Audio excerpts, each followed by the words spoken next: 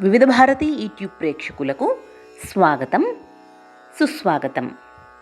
చందమామ కథలలో భాగంగా ఈరోజు మనం వినబోయే కథ పేరు పరోపకారి.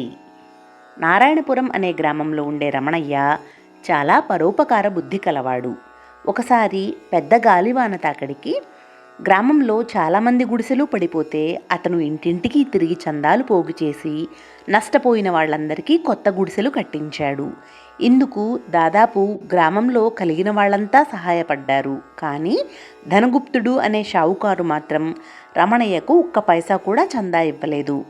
రమణయ్య తనకు ఘనంగా చందాలిచ్చిన వాళ్ళ పేర్లు చెప్పబోతే ధనగుప్తుడు అడ్డు తగిలి, అనవసరంగా కంఠశోష పడకు, గుడిసెలు పోయిన వాళ్ళెవ్వరూ వచ్చి డబ్బు కోసం దేబురించలేదు. ఎందుకో తెలుసా, అడుక్కోవడం ఎవరికీ ఇష్టం ఉండదు. అడుక్కునే బుద్ధి ఉన్నవాళ్లే నీలాగా చందాలంటూ ఎగబడతారు. ఇందులో ఎంతో కొంత మిగిల్చుకోవాలని నువ్వు ఆశపడుతున్న సంగతి నాకు తెలుసు. నీ బోటి వాళ్లకు ఏనాడు సహకరించను అని అన్నాడు. గ్రామంలో చాలామంది రమణయ్యను దేవుడు అంటూ పొగిడారు. అయినా అతడికి తృప్తి కలుగలేదు. ధనగుప్తుడు తనను నానా మాటలు అన్నాడు కనుక అతడికి ఎలాగైనా బుద్ధి చెప్పాలని రమణయ్య తాపత్రయం. ఉన్నట్టుండి ఒకరోజు అతను ధనగుప్తుడి దగ్గరకు వెళ్ళి, నీకు తెలుసో లేదో, గ్రామం అంతా నన్ను పొగుడుతున్నది. ఉన్నవాళ్లలో నువ్వు తప్ప అందరూ చందాలిచ్చారు. చందా ఇచ్చి ఉంటే నీకు తృప్తిగా ఉండేది కదా అన్నాడు. ధనగుప్తుడు చాలా కోపంగా, నా దగ్గర ఎందరో అప్పులు తీసుకుని రోజూ నన్ను పొగిడి వెళుతూ ఉంటారు. డబ్బు ఉన్నంతకాలం నేను ఇతరుల మెప్పు కోసం ఏమేమో చేయాల్సిన అవసరం లేదు. ఊరు పేరు లేని నీలాంటి వాళ్ళ చవటలే పరోపకారం అంటూ బయలుదేరుతారు. ఇతరులు ఇచ్చిన డబ్బుతో పరోపకారం చేసి పొగడ్తలు అందుకుంటారు అని అవమానించి పంపించి వేశాడు. రమణయ్యకు విపరీతమైన కోపం వచ్చింది. జరిగినదంతా తెలుసుకుని రమణయ్య తండ్రి, ధనగుప్తుడి నోరు మంచిది కాదు, అలాంటి వాడికి దూరంగా ఉండడం ఉత్తమం. నువ్వు 10 మందికి సహాయపడాలి అని అనుకుంటే సహాయపడు, కానీ ధనగుప్తుడిని గురించి పట్టించుకోకు అని సలహా ఇచ్చాడు. తండ్రి సలహా రమణయ్యకు నచ్చలేదు. అతను తన స్నేహితులకు జరిగిందంతా చెప్పాడు. వాళ్ళు రమణయ్యను ఓదార్చుతూ, ఆ ధనగుప్తుడు అన్నంత మాత్రాన నువ్వు చవటవైపోతావా, అలాంటివి పట్టించుకోకు అని అన్నారు.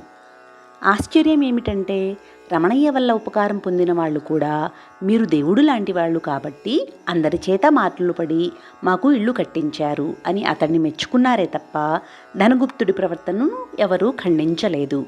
ఈ గొడవ విన్న ఊరి పెద్దలు రమణయ్యను రచ్చబండ వద్దకు పిలిచి, ఒరే, ధనగుప్తుడిది దుందుడుకు ధోరణి, అయిన దానికి కానిదానికి మాట జారుతూ ఉంటాడు. నువ్వు బాధపడకు. అతగాన్ని మందలించాలని మాకు ఉన్నది, కానీ అందువల్ల ప్రయోజనం ఏమీ ఉండదు. మమ్మల్ని పురుగుల కింద తీసిపారేస్తాడు అన్నారు ఊరడిస్తూ. ఇంత జరిగాక రమణయ్య ధనగుప్తుడిని గురించి కొంత లోతుగా ఆలోచించాడు. ధనగుప్తుడికి బాగా డబ్బు ఉన్నది. గ్రామంలో అందరికీ అతడితో అంతో ఇంతో అవసరం ఉన్నది. అందువల్లనే ధనగుప్తుడిని తప్పు పట్టడానికి అందరూ భయపడుతున్నారు. తన కసి తీరేలాగా ధనగుప్తుడిని అవమానం పాలు చేయడం ఎలా అని రమణయ్య పథకాలు వేస్తూ ఉండగా అతడికి ఒక మంచి అవకాశం చిక్కింది. దూర ప్రాంతం నుంచి మల్లుడొకడు రమణయ్య ఇంటికి వచ్చి, మల్ల విద్యలో నాకు ఎన్నో మెళకువలు తెలుసు, అవన్నీ ప్రదర్శించి మీ గ్రామస్తులకు వినోదం కలిగిస్తాను.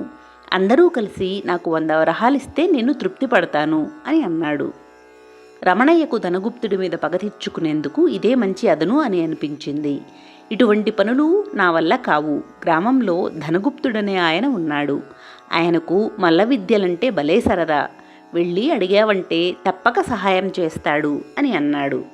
మల్లుడు ధనగుప్తుడి ఇంటికి వెళ్ళి తన ప్రతిభను గురించి చెప్పుకుని, తమకు మల్ల విద్యలంటే చాలా ఇష్టమని విన్నాను.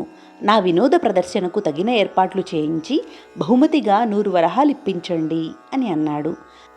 ధనగుప్తుడికి మల్లుడు మాటలు వినగానే చాలా కోపం వచ్చింది. ఆయన మల్లుడు కేసి చీడపురుగును చూసినట్లుగా చూస్తూ, ఒళ్ళు పెంచుకుని తిండి కోసం ఇతరుల మీద ఆధారపడే వాళ్ళంటే నాకు అసహ్యం. మల్ల విద్యలంటే నాకు పరమరోత. వచ్చిన దారినే వెళ్ళు అని అంటూ మల్లుడిని అవమానించాడు. మల్లుడు పళ్ళు కురుకుతూ రమణయ్య దగ్గరకు తిరిగి వచ్చి, నువ్వు నాకు అబద్ధం ఎందుకు చెప్పావు? ఆ ధనగుప్తుడికి మల్ల విద్యలంటే రోతట. నన్ను నానా మాటలు అన్నాడు. నీ వల్ల బ్రతుకులో మొదటిసారిగా మాట పడవలసి వచ్చింది అన్నాడు. అలాగా? ఆ ధనగుప్తుడు కూడని మాటలు అంటూ ఉంటే పడి ఊరుకున్నావా? నీవు మల్లుడివి కాదా? నీ విద్యను చూపించలేవా అన్నాడు రమణయ్య మల్లుడిని రెచ్చగొడుతూ. అవును, నా విద్యను చూపిస్తాను అంటూ మల్లుడు రమణయ్యను గట్టిగా 4-5 దెబ్బలు వేశాడు.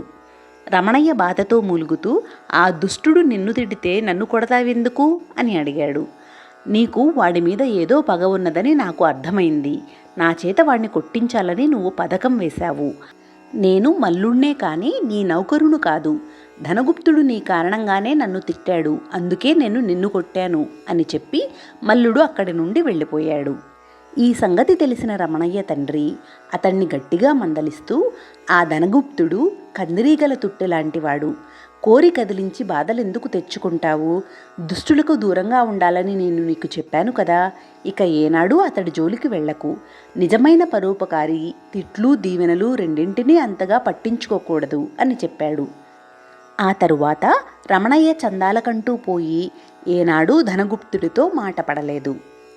తరువాయి భాగంలో ఇంకొక కథను విందాం. సర్వే జనా సుఖినో భవంతు, లోకా సమస్తా సుఖినో భవంతు. ఓం శాంతి శాంతి శాంతి.